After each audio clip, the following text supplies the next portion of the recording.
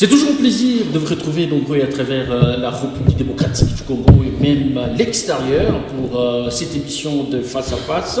Vous le savez, les Congolais sont en attente de la sortie du gouvernement souminois. Plusieurs estiment que ça a pris du temps. Quelle analyse faire de ces retards? Quel profil, quel défi attend le gouvernement souminois? On en parle tout à l'heure. J'ai le plaisir de recevoir Patrick Kafumbi, les cadres de l'UDPS, à qui nous disons bonsoir et bienvenue. Bonsoir, monsieur le journaliste, merci pour l'invitation.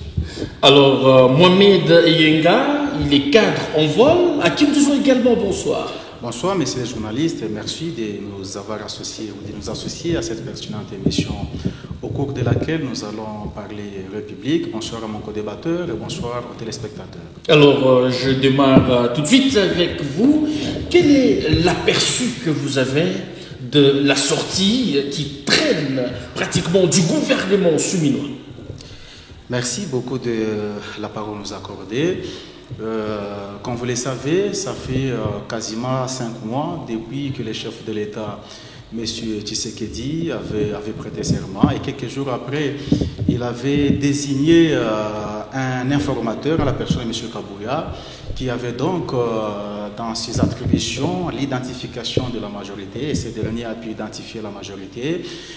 Trois jours après avoir déposé les rapports, le chef avait procédé à la nomination de la première ministre. Mais on constate malheureusement que depuis que cette dernière a été nommée première ministre, d'abord elle a commencé à faire le travail qu'avait déjà fait monsieur l'informateur, parce que nous avons vu cette dame consulter tout le monde, consulter les responsables de différents partis politiques qui constituent la majorité au pouvoir, ce qui est tout à fait légitime.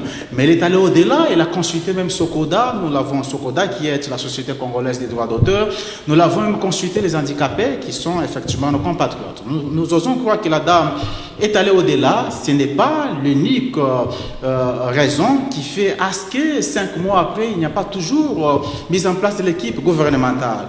Il y a aussi un sérieux problème au niveau de l'Union dite sacrée. Nous avons comme l'impression qu'il y a un sérieux problème de leadership. Il y a un leadership défaillant. C'est le présidium qui est d'abord constitué des dinosaures, des gens qui apparemment sont beaucoup plus dans la politique du ventre d'abord. C'est pour cette raison que, de point en temps, plus personne ne parle du peuple d'abord. Des gens qui sont dans le népotisme, qui ont constitué les... Personne ne parlera du peuple d'abord. Plus personne ne parle du peuple d'abord. Même mon co-débatteur sur ce plateau ne va pas prendre le risque de parler du peuple d'abord. Parce qu'il se rend compte effectivement que les slogans chéris de l'UDPS de l'époque, actuellement là, ils sont dans autre chose, dans le ventre d'abord, dans des scandales à répétition d'abord. Et malheureusement, nous avons comme l'impression que le chef de l'État est plus observateur. Il est censé, on l'appelle autorité supérieure ou autorité suprême de l'Union dite sacrée. Nous osons croire que le présidium n'est pas au-dessus du chef de l'État, mais on constate qu'il est beaucoup plus observateur. Et vous êtes sans ignorer que dernièrement, il avait convoqué les députés nationaux. C'était par rapport aux différentes dénonciations, notamment des députés à l'encontre du présidium. Mais après cette réunion, on s'est rendu compte que la liste est restée quasiment la même. C'est pour cette raison que pour nous autres, nous osons croire que grosso modo, il s'agit d'un sérieux problème de leadership qu'on constate au niveau de l'Union dite sacrée. Alors merci bien Patrick Kafumbi. Qu'est-ce qui bloque finalement la sortie du gouvernement souminois? Merci, monsieur le journaliste. Je pense que nous savons très bien que la constitution d'un gouvernement dans un pays aussi continental que la République démocratique du Congo n'est pas chose facile. Cela demande un travail minutieux, un travail précis et un rapport conséquent. Puisque la Première ministre, lorsqu'elle va déposer ce rapport-là sur la table du président de la République pour proposition, je pense qu'elle ne va pas laisser ce document et s'en aller et attendre que cela soit validé. Elle doit apporter un argumentaire bien soutenu, un argumentaire convaincant par rapport à son choix ou par rapport à ses différents choix sur le poste ministériel qu'elle va constituer. Et je pense que cela demande du temps. Nous ne voulons pas revenir dans les mêmes erreurs, les erreurs du passé. Nous avons connu dans ce pays un ministre fantôme qui n'a jamais existé, que Feu Antoine Dienga avait eu à mettre sur la liste des membres de son gouvernement. Et son gouvernement est resté avec un ministère où il y avait un poste vacant jusqu'à ce qu'un autre gouvernement avait eu à prendre place. C'était tout à fait ridicule et regrettable qu'on puisse nommer un certain Kassoum Ilunga fantôme de son État comme ministre. Nous ne voulons pas revenir sur ces erreurs. Et je pense que la première ministre se devait aussi de rencontrer tous les candidats au poste de ministre, échanger avec eux et se rassurer du niveau, des capacités intellectuelles, morales, éthiques de toutes ces personnes-là. Nonobstant cela, je pense que nous avons aussi constaté que malgré qu'un bon travail doit être fait, mais cela prend beaucoup plus de temps que c'est prévu. C'est pourquoi nous dénonçons cela et nous tenons à dire que l'État ne doit pas se limiter aux caprices d'un groupe d'individus qu'on appelle présidium. Ah, donc vous aussi, étant de l'Union Sacrée, vous êtes mécontent de ce que nous offre comme spectacle le présidium. Nous dénonçons le retard que le présidium est en train de prendre face à la sortie du gouvernement, parce que c'est le présidium qui est en train de bloquer. Le président de la République a eu à recevoir récemment l'Union Sacrée, les élus de l'Union Sacrée, et il y a eu plusieurs dénonciations, il y a eu plusieurs plaintes qui ont été soulevées, et c'est notamment le fait que le présidium devient une sorte d'autocratie. On dirait que le chef de l'État a légué une partie de son pouvoir au présidium qui doit prendre certaines décisions à sa place. Ça, nous dénonçons, et je pense qu'il est plus que temps que ce présidium-là soit dépouillé de ce pouvoir. Ici, on rappelle que dans le présidium, il y a votre secrétaire général. Est-ce qu'on peut dire qu'il contribue aussi au blocage de la bonne marche? Le secrétaire général de l'UDPS soit au présidium n'empêche pas aux combattants de dénoncer quelque chose qui ne va pas. Donc il contribue au blocage, s'il vous plaît. Patrick Afumi, nous, l'UDPS, contribue-t-il aussi au blocage? Nous, il ne contribue pas. On sait qui ont été cités dans la réunion. Il y a des têtes qui ont été citées au sein de ce présidium. Soyons tout à fait clairs. Et le secrétaire général de l'UDPS, Augustin Kabouya, n'a pas été pointé comme étant celui qui... Qui sont ces têtes-là qui ont été citées dans ces présidiums? Mais parmi ces personnes-là, nous connaissons, il y a l'honorable Mbosso Kodia, qui a été cité comme étant le moteur principal même du blocage au sein du présidium. L'honorable Bati Lukwebo, et qui a eu le culot ou le toupet de proposer son fils au bureau de l'Assemblée nationale. Parmi tous ces membres qu'il y a au sein de la FDC, il n'a vu que son fils pour proposer comme questeur au niveau de l'Assemblée nationale. Cette candidature avait été retirée par la suite. Parce que cela a été dénoncé. C'est pourquoi ça a été retiré. Il a reconnu qu'il était dans l'erreur. Il a reconnu cela. Donc nous pensons que pour nous, il est plus que temps que le chef de l'État puisse dépouiller un peu ce présidium-là de ce pouvoir-là qu'on lui a confié et que le chef de l'État commence à se décider lui-même de tout ce qui engage la nation. Alors, Mohamed Yenga, ici, au lieu que vous parliez du leadership, c'est plutôt une particularité, c'est-à-dire les présidiums qui seraient à la base, et donc, selon votre débatteur, il n'est pas nécessaire de généraliser.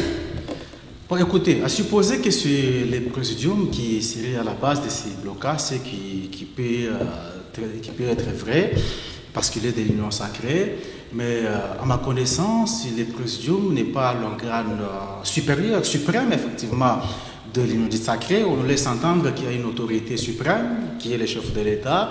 Et donc, quand le chef de l'État, en sa qualité d'autorité suprême de l'Union Sacrée, constate que ces dinosaures qui constituent les présidiums se comportent à contre-courant de l'intérêt général, c'est des gens qui sont beaucoup plus dans l'intérêt égoïste, l'intérêt de leur famille politique ou biologique, mais le chef de l'État est censé prendre des décisions conséquentes. Mais malheureusement, depuis un certain temps, on est un peu habitué à voir le chef de l'État qui fait des recommandations.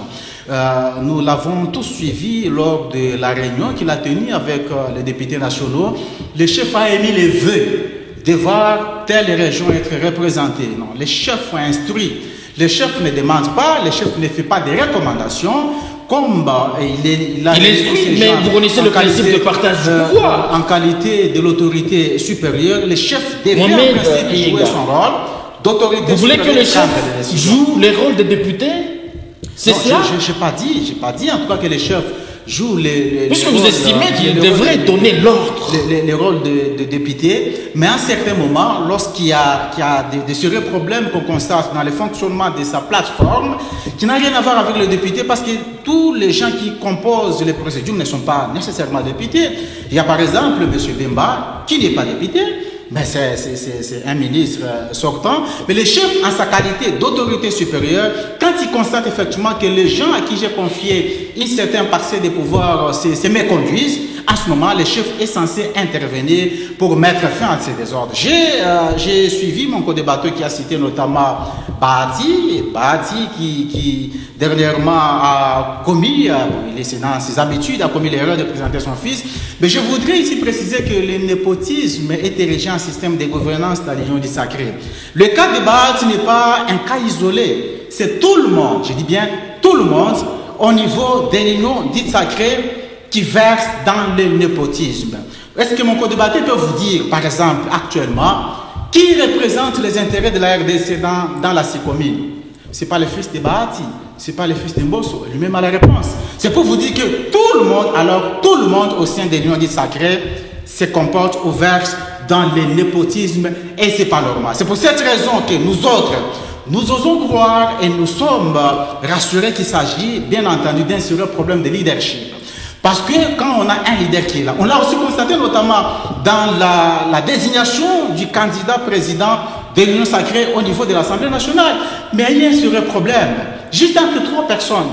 Le chef de l'État, à mon sens, n'a pas réussi à trouver un consensus. Trouver un consensus en réunissant ces trois collaborateurs. J'ai cité M. Mbosso, M. Kamere et M. Bahati. Demander à ces deux collaborateurs de soutenir l'un d'eux. Le chef a échoué. C'est pour cette raison qu'ils ont organisé ce qu'ils ont appelé les primaires.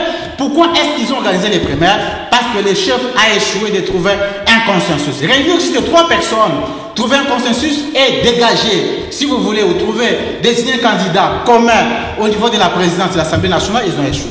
Mais quand même, c'est au niveau d'autres postes qu'Mbosso s'est permis de mettre en place une commission constituée de ces fanatiques et cette commission a écarté toutes les autres candidatures. Il y en a qui nous ont laissé entendre qu'il s'agissait des élections, mais en réalité, c'était une véritable séance d'entérinement. Des gens qui ont été nommés par ces mêmes présidiums et dont la nomination a été avalisée par le chef de l'État, parce que vous allez vous rappeler que monsieur Kabouya, qui est coordonnateur des parlementaires de l'Union sacrée, après la réunion du présidium, est allé faire rapport au chef de l'État, des gens qu'eux-mêmes ont nommés et qui sont censés ou qui étaient censés être présentés au niveau du bureau de l'Assemblée nationale. Donc, mis à part deux personnes, à mon sens, qui ont été véritablement élues, il s'agit de M. Kamere et Mme Mouno. Les autres, c'est des gens qui ont été malheureusement nommés par le présidium et malheureusement, cette nomination a été avalisée par les chefs de l'État. Alors, Patrick Afimbi, vous l'aviez dit, il y a ces dinosaures qui bloqueraient la machine au sein de l'Union sacrée pour la sortie du gouvernement. Êtes-vous fier de ces slogans « Le peuple d'abord » alors que les animateurs du Présidium voudraient à tout prix tirer le drap de leur côté? Merci, monsieur le journaliste. Le slogan « Le peuple d'abord », c'est un slogan de l'UDPS, ce n'est pas un slogan de l'Union sacrée. C'est l'UDPS. La vision du chef de l'État, ce n'est pas au sein de l'Union sacrée? Évidemment. Allez-y. Moi, ici, je parle pour le compte de l'UDPS, pas pour le compte de l'Union sacrée. Le peuple d'abord, c'est le slogan de l'UDPS, pas le slogan de l'Union sacrée. C'est ainsi que nous constatons au sein de l'Union sacrée. Nous avons même des loups dans la bergerie. Il y a des gens qui viennent, qui sont là, ils cherchent. Pour eux, c'est le positionnement. Pour eux, c'est le pouvoir. Pour eux, ce n'est pas le slogan du peuple d'abord. Mais pour nous, l'UDPS, nous demeurons avec notre slogan du peuple d'abord. Nous mettons le peuple au devant de la scène. Nous mettons le peuple avant toute chose. C'est pourquoi, lorsque une machine est bloquée, lorsque il y a des choses qui n'avancent pas dans le sens du peuple d'abord, nous, en tant que combattants de l'UDPS, nous dénonçons. Chose qui n'a pas été le cas avec les pouvoirs qui ont précédé, où quand quelqu'un était du FCC ou du PPRD, il ne pouvait pas dénoncer des choses qui n'allaient pas. Nous avons eu Vital Kamerhe dans ce même pays qui avait eu le courage de dénoncer lorsque ça n'allait pas au sein de sa famille politique et qui a été éjecté du siège de la présidence de l'Assemblée nationale. Mais nous, au sein de l'UDPS, lorsque nous dénonçons, nous sommes toujours au sein de l'UDPS et nous dénonçons pour que les choses aillent mieux. C'est ça notre rôle en tant que combattants. Nous avons le rôle de pousser notre hiérarchie à changer certaines décisions, comme nous avons eu à le faire en son temps, lorsque le président de la République avait eu à signer un accord à Genève, et la base avait dit non. Nous allons battre campagne pour toi, tu dois aller comme candidat président de la République. Et le président de la République avait eu à changer sa décision. Alors, Patrick Affubi, hier c'était le FCC qui bloquait la machine. Il y a peu, on a évoqué la Constitution. Et aujourd'hui, qu'est-ce qui bloque? L'union sacrée devant un fait accompli serait-elle l'ombre d'elle-même? Est-ce que aujourd'hui vous vous auto-accusez, finalement? Je répète encore une fois de plus que je suis UDPS et je ne m'auto-accuse pas. Je suis très vrai dans ce que je dis. Il y a des dinosaures au sein de l'Union sacrée qui sont là pour empêcher au chef de l'État de réussir son mandat. Donc l'Union sacrée bloque la machine. Pour que ce n'est plus le FCC, ce n'est plus la Constitution. Au sein de l'Union sacrée, nous avons des élèves fidèles qui sont là pour soutenir la vision du chef de l'État et pour permettre au chef de l'État de réussir son passage à la tête de ce pays. Il y en a. Si on dit que c'est l'Union sacrée qui bloque, mais non, au sein de l'Union sacrée, il y a aussi l'UDPS. On dirait que l'UDPS bloque, non. L'UDPS fait correctement son travail. Nous faisons voulez-vous bien le dire à ces milliers de téléspectateurs? Je le dis clairement, l'UDPS ne bloque pas la machine. Il y a des loups dans la bergerie au sein de l'Union sacrée qui sont là pour dévorer. Et vous assistez impuissamment. Nous n'assistons pas impuissamment, nous dénonçons cela. Et nous voulons que le chef de l'État tape du poing sur la table et que ces personnes-là soient dépouillées de leur pseudo-pouvoir avec lequel ils sont en train de nous empêcher d'avancer. Alors, Mohamed Yenga, une liste serrée déjà déposée auprès du président de la République par Madame le Premier ministre, Judith Suminwa. Cependant, il semblerait que le président de la République n'est pas d'accord avec la taille du gouvernement lui proposée, les anciens ministres qui veulent à tout prix retourner dans cette équipe-là, l'imposition de certains membres de famille pratiquement dans l'équipe Suminwa, mais aussi ceux qui seraient de mèche dans l'affaire Christian Molonga. Quelle est votre réaction par rapport à cet argumentaire? Merci. D'abord, je constate un fossé par rapport justement à ce qui bloque la mise en place de l'équipe gouvernementale, entre ce que le chef de l'État avait déclaré dernièrement. Il nous avait laissé entendre que c'est la Constitution qui serait en train de bloquer la mise en place du gouvernement, ce qui est tout sauf la vérité, parce qu'ici, il faut quand même reconnaître que nous avons affaire à un leadership plaintif, où on se permet de chercher des boucs émissaires. Mais également ce qui vient d'être dit ici par mon co-débatteur, qui charge plutôt une partie de l'union sacrée. De l'union dite sacrée, composée de dinosaures. Il a même utilisé un terme en disant que le loup est dans la bergère. C'est un fossé pratiquement entre celui qui nous gère, qui a parlé de la Constitution, c'est ce qui n'est pas vrai, et mon co-débatteur qui vous parle d'une partie de l'union dite sacrée.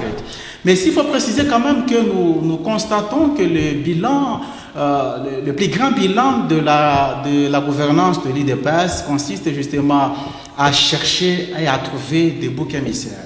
Parce que dans les premiers mandats, ou sous les premiers mandats de M. Tshisekedi, on a acquisé tout le monde. On a parlé du FCC qui serait en train de bloquer les actions imaginaires du chef de l'État.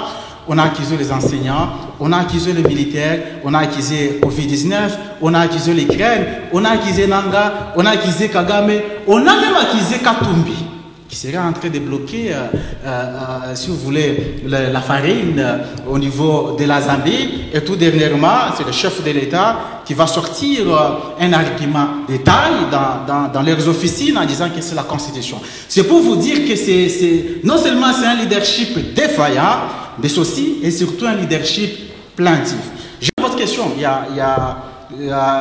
Bon, selon vous, la liste serait déjà déposée sur la table du chef de l'État et qu'il y a des noms qui reviennent, des anciens ministres qui reviennent, tout ça.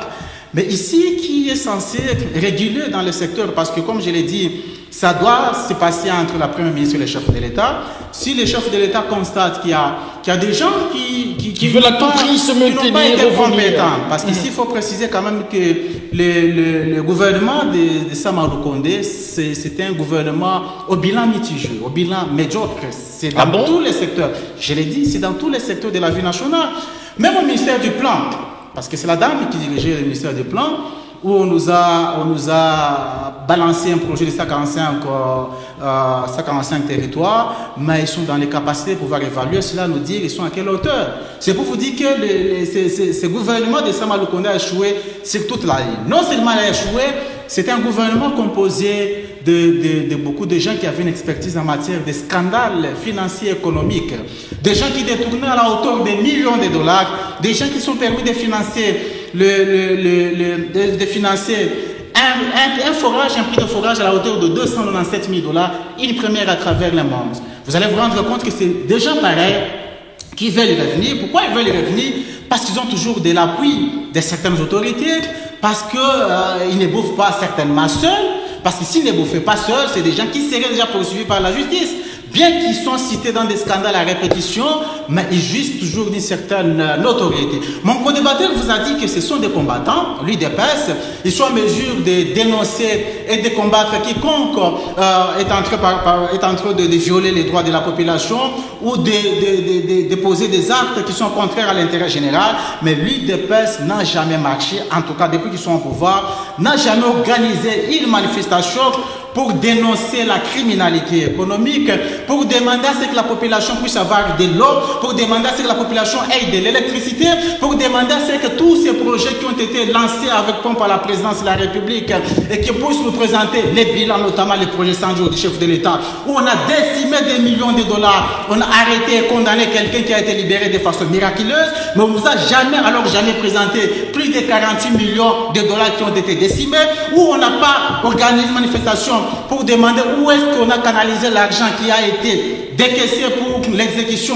du projet Chile Jolo en Bujimaï, où on a vu le chef de l'État aller inaugurer un cybercafé, mais c'est déplorable. L'UDPS ne manifeste que lorsque l'UDPS ne se retrouve pas, ou lorsqu'ils sont contre Caméré, à ce moment-là, on va inventer des trucs contre tel et inventer même des nationalités. Donc c'est pour vous dire qu'il y a un sérieux problème effectivement au niveau de l'Union dite sacrée, c'est au chef de l'État de voir. Personnellement, je souhaite que l'équipe gouvernementale soit composée de gens qui ont une certaine expertise, une certaine compétence, des gens qui ont une certaine expérience, mais on doit faire un effort de pouvoir moraliser la vie politique, surtout au niveau des non sacrés, parce qu'on a comme l'impression, certes, il y a des compatriotes qui ont de l'expérience, mais qui ont un sérieux problème de moralité. Alors, bien compris. Qui versent beaucoup plus dans la criminalité économique. Alors, Patrick Afumi, à quoi vous vous attendez de la composition du gouvernement soumis?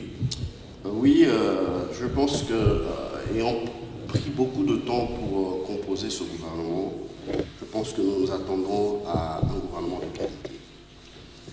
Un gouvernement de qualité qui va se focaliser sur le social de la population, ainsi que la sécurité de notre pays. Lorsque mon co-débatteur dit que le gouvernement Samalou Kondé n'a rien fait et n'a produit aucun résultat, c'est une malhonnêteté intellectuelle. On devrait reconnaître quand même que le gouvernement Samalou Kondé a trouvé un budget à 4 milliards et aujourd'hui nous sommes à près de 16 milliards de dollars. Donc je pense que, soyons tout à fait honnêtes, les différentes régies financières de la République démocratique du Congo ne font que des prouesses depuis l'arrivée du gouvernement des Warriors. Donc, dire que rien n'a été fait, c'est tout à fait malhonnête. Je pense que le gouvernement Sama Lukonde s'est caractérisé par une mobilisation accrue des recettes. Mais le seul problème que nous avons eu à dénoncer, et lorsqu'il dit que les combattants ne dénoncent pas, c'est un mensonge. Nous avons des preuves. À chaque fois que nous passons dans les médias, nous ne cessons de le dire. Le social de la population n'a pas encore été impacté. Lorsque les finances grimpent, le social doit suivre. C'est là le décalage qu'il y a eu entre la mobilisation accrue des recettes et l'impact qu'on devrait ressentir sur le panier de la ménagère. Et c'est cela que devra être le rôle maintenant du gouvernement de Mme Souminois, celui de mettre un pont entre la mobilisation accrue des recettes et le social de la population. Nous devons ressentir ces finances-là sur le panier de la ménagère. Nous devons ressentir un changement dans les salaires des fonctionnaires de l'État, les salaires des enseignants ainsi que des militaires. Ça, ce sera le rôle du gouvernement de Mme Souminois. C'est pourquoi nous attendons un gouvernement de qualité où elle ne va pas se plier aux caprices des responsables, des autorités morales des différents regroupements politiques en prenant des enfants de X ou de Y, la femme de X ou de Y, mais plutôt en se focalisant sur la qualité des hommes politiques qui lui seront présentés et qui seront prêts à servir la nation. Nous ne devons pas, nous reconnaissons effectivement que rien ne peut être parfait. Nous ne disons pas que le gouvernement sortant a été un gouvernement parfait. Nous reconnaissons qu'il y a eu certains ministres qui ont failli. Et je pense que nous ne devons pas, comme le chef de l'État l'avait dit, revenir sur les erreurs du passé. Prendre certains ministres qui seront là, en train de servir la République et en train de servir leur poche. Non, nous ne devons pas... Est-ce que vous êtes d'accord pour la reconduction de certains ministres qui ont travaillé avec Sama? Évidemment, certains ministres pourraient être reconduits. Lorsque cela dépend de Mme Souminois, qui elle-même aussi... Vous en connaissez ceux qui se sont démarqués dans la gestion? Je ne peux pas ici faire la publicité de certains ministres. Je ne suis pas là pour ça. Je pense qu'elle-même, Mme Souminois, a eu à jauger le niveau de certains ministres et aura à prendre la décision de reconduire ou de ne pas reconduire certains ministres au sein de son gouvernement. Alors, Mohamed Yenga, pour la reconduction de certains ministres dans l'équipe souminois, où il faudrait qu'il y ait des nouveaux animateurs? Écoutez, il faut noter que je n'ai pas dit que le gouvernement n'a rien fait, parce qu'on peut faire quelque chose, mais négativement. Tout ce qui se passe comme des scandales à répétition, c'est quelque chose qui est fait, mais négativement. J'ai plutôt dit que le régime, le gouvernement de M. Sama a un bilan mitigé, un bilan médiocre. Je pense que tout Congolais qui vit avec nous, ici au niveau de la République démocratique du Congo, qui ne vit pas sur la planète Mars, est tout à fait conscient du fait que le gouvernement de M. Sama a échoué. Votre débatteur vous a parlé de la maximisation de recettes de la vie nationale. Heureusement qu'il lui-même a reconnu qu'il y a un fossé entre cette maximisation qu'on ne s'est pas constaté dans le panier de la ménagère. Moi, je peux vous parler de failles que j'ai pu constater, et tous les Congolais seront d'accord avec moi, par rapport à la gestion sous les reins de M. Sama. Du point de vue sécuritaire, c'est un chaos, parce que quand M. Sama présente son programme gouvernemental au niveau de l'Assemblée nationale, qui était construit depuis des 7 piliers, il avait promis à la population congolaise la pacification de la partie orientale de la République démocratique du Congo.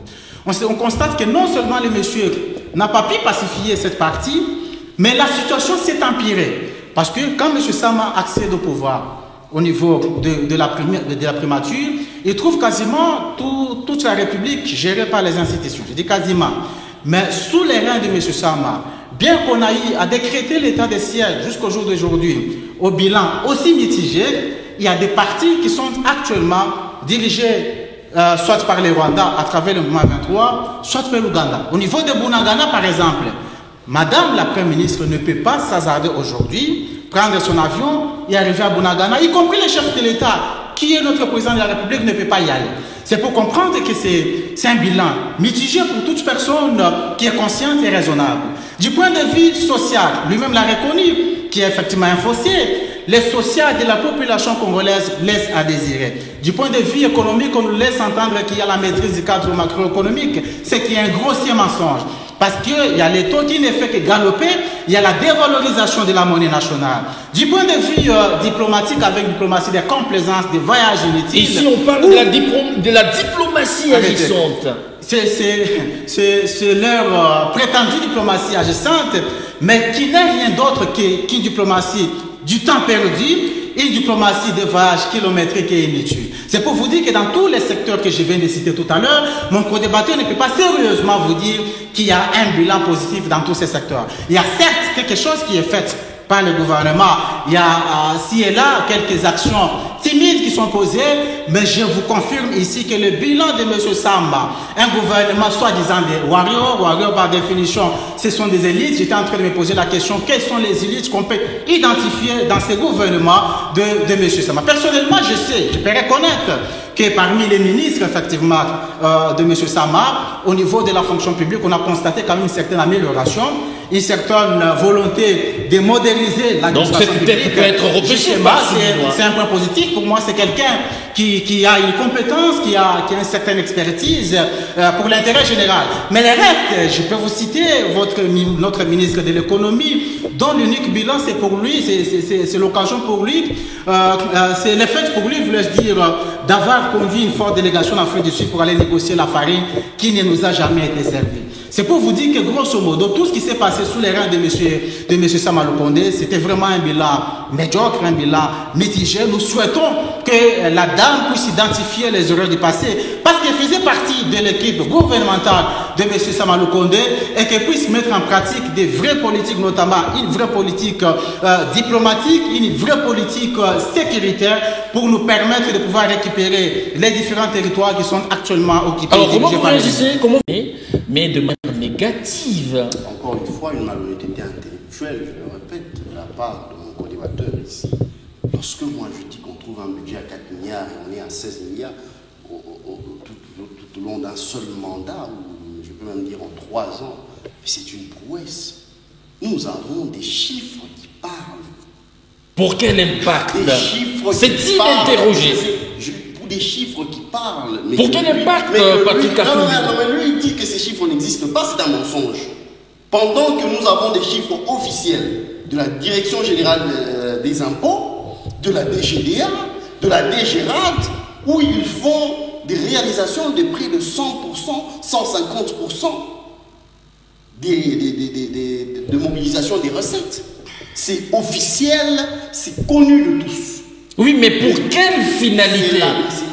C'est là où moi je suis honnête intellectuellement, contrairement à mon co-débatteur. Lorsque moi je vous dis que la mobilisation a été réelle, mais il y a un fossé entre cette mobilisation et le social de la population. Créé par qui? Le gouvernement n'a pas pu créer un pont entre... On sent de la sincérité.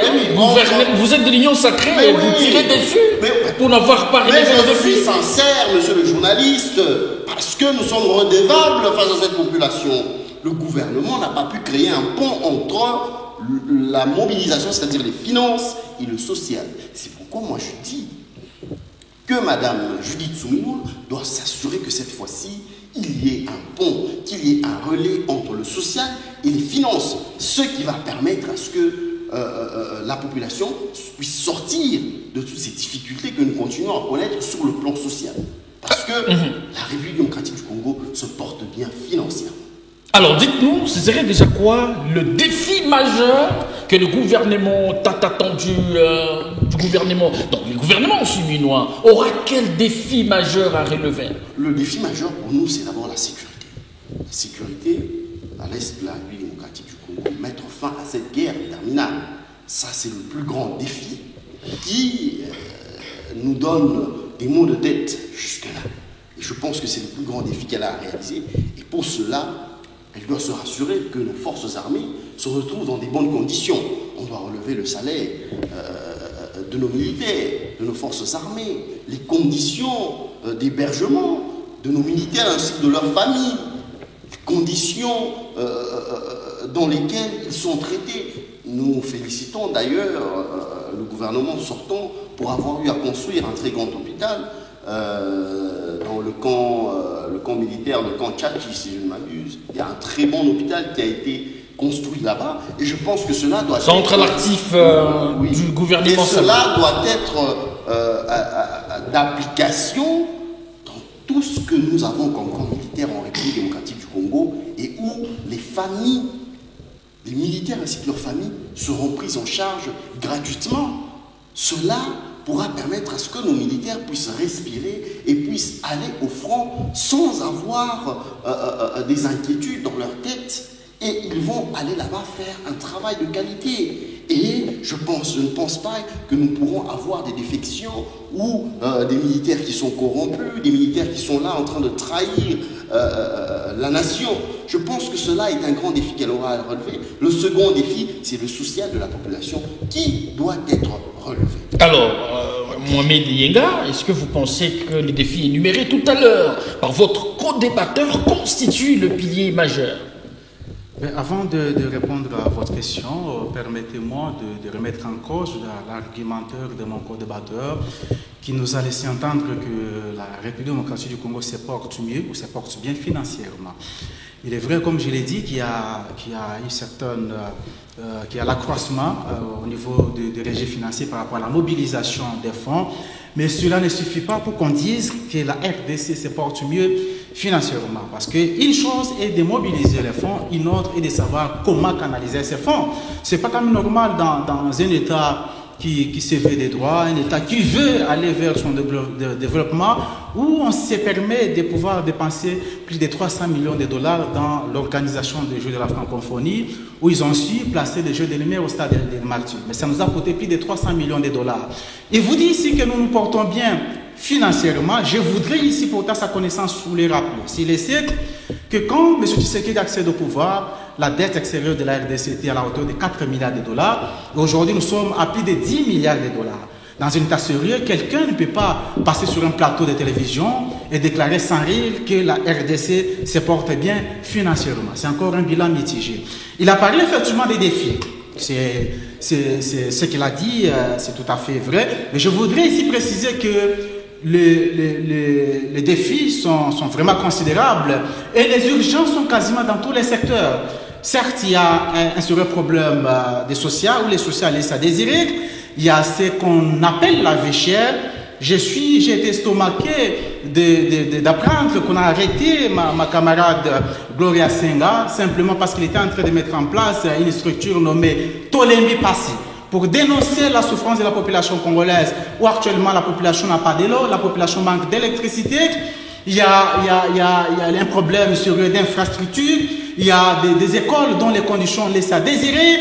La population qui n'a pas un salaire décent, quelqu'un qui touche 300 000 ou 400 000 francs, mais qui est obligé de payer un sac de farine à plus de 50 000 francs congolais. La population ne sait pas manger comme il se doit. La population ne sait pas supporter les soins médicaux parce qu'elle n'a pas de moyens. La population vit en insécurité quasiment dans toutes les villes de la République démocratique du Congo, y compris à Lubumbashi. Et donc les secteurs, comme je l'ai dit, les urgences ou les défis sont considérables et c'est dans tous les secteurs de la vie nationale. Et l'équipe gouvernementale qui sera mise en place doit identifier de la plus bonne façon les différents défis ou les faiblesses de l'ancien gouvernement et prendre des mesures conséquentes pour pouvoir les gérer. Alors, Patrick Kafubi, est-ce qu'il y a une commission que vous envisagez, vous, pas seulement UDPS, mais de manière générale l'Union Sacrée, que vous envisagez mettre sur pied pour la gestion de la crise, puisque après la sortie du gouvernement, les frustrés, il y en aura, vu que c'est impossible que tous ceux qui accompagnent la vision du chef de l'État puissent être servis. Est-ce que vous y pensez, vous, en tant qu'Union Sacrée? Je pense qu'en ce moment-ci, nous n'avons pas du temps à perdre avec la gestion des frustrés.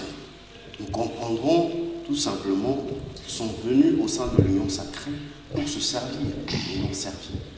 Ils sont venus et lorsqu'ils se rendent compte qu'ils ne sont pas pris en compte par rapport à la gestion de la chose publique, ils préfèrent s'écarter. Je pense que ce n'est pas une obligation de les gérer. Cela nous permettra de comprendre tout simplement qui était avec nous et qui n'était pas avec nous. Donc vous voulez le qualifier d'accompagnateur. Ils sont là pour vous accompagner et puis voilà, vous observer. Ils sont là pour prendre leurs intérêts et s'en aller. Et lorsqu'ils voient qu'il n'y a pas d'intérêt, ils partent. Et moi, je pense que ça ne sera qu'un bon débarras pour nous au sein de l'Union sacrée.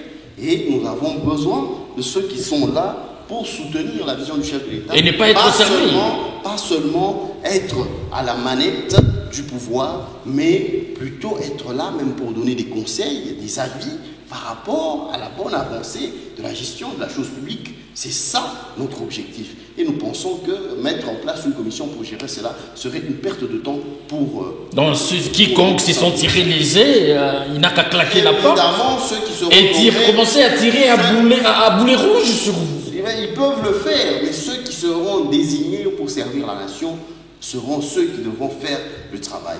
La population, elle, ne va pas juger le bilan du chef de l'État en fonction de ceux qui vont tirer à boulet rouge sur son pouvoir, mais en fonction des réalisations du gouvernement qui sera mis en place. Alors comment vous voyez l'avenir de l'Union sacrée juste après la sortie du gouvernement? Pensez-vous que la composition sera-t-elle la même?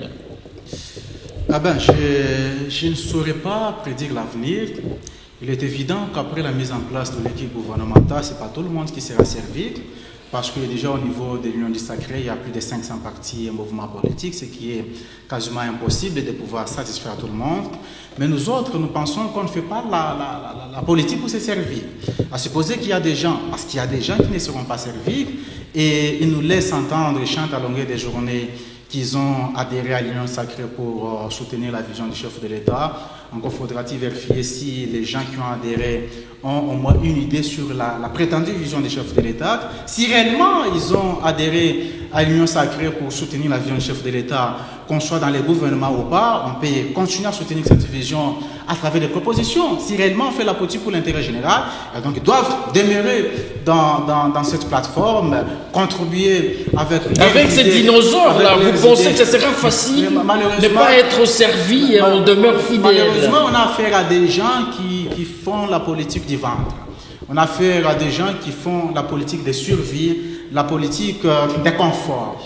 Donc, ce qui revient à dire qu'il y a possibilité qu'après la mise en place du gouvernement, qu'il y ait des gens effectivement qui seront frustrés et qui ne sauront pas gérer les frustrations et qui seront peut-être obligés de pouvoir quitter les bateaux et faire autre chose ou rejoindre l'opposition, mais non pas parce qu'ils ont la conviction, mais simplement parce qu'ils n'ont pas été servis. Mais comme je viens de le dire, nous autres, on pense qu'on doit faire, on est censé faire la politique non pas pour se servir, mais plutôt pour concourir justement à l'avancement de la République. Car on peut ne pas être dans le gouvernement, mais si longtemps qu'on est dans l'Union sacrée, on peut toutefois continuer à soutenir cette vision avec les idées. Là où vous constatez qu'il y a des failles, des faiblesses, vous pouvez écrire ou faire des mémos pour permettre à vos collègues, membres de votre plateforme, de bien diriger pour l'intérêt général. Parce que moi, en tant qu'opposant républicain, mon souhait le plus constant est que nous ayons affaire à un gouvernement de gens compétents, des gens qui seront animés par les soucis de l'intérêt général et qui vont travailler sérieusement pour l'intérêt général en ce moment-là. Et nous de l'opposition et ceux de la majorité, y compris notre peuple, nous serons tous bénéficiaires des actions concrètes qui seront posées pour l'intérêt général. Mais il y a un point très important pour pouvoir souligner, parce que j'ai comme l'impression que nous ne faisons qu'attaquer les gouvernements, mais sans pour autant comprendre que dans notre pays, il y a une autre réalité. C'est quoi la réalité? C'est la mise en place du gouvernement parallèle par la présidence. Ça a été le cas sous le règne de M. Ilunkamba, où on a vu à la présidence, on a conçu des projets qui ont été conçus à la présidence, exécutés à la présidence et eux-mêmes se sont permis de s'auto-évaluer. Notamment les projets 100 jours du chef de l'État, les projets qui a été lancé avec pompe, nommé la lutte contre la pauvreté. On se demande, on a lutté contre la pauvreté de qui? Parce que nous, la population, on vit dans la misère la plus noire. Et notre projet nommé les Jeunes. Tous ces projets ont été conçus à la présidence de la République, exécutés par les membres de la présidence, et c'est eux-mêmes qui se sont permis de s'auto-évaluer. Un État sérieux ne peut pas continuer à fonctionner comme ça. Le gouvernement peut être constitué de gens très compétents, de gens ayant une certaine expertise, une expérience indéniable au niveau du gouvernement, les gens qui ont une certaine moralité politique, mais aussi longtemps que la présidence continuera à mettre en place son gouvernement parallèle, écoutez, les gouvernements officiels ne feront absolument rien.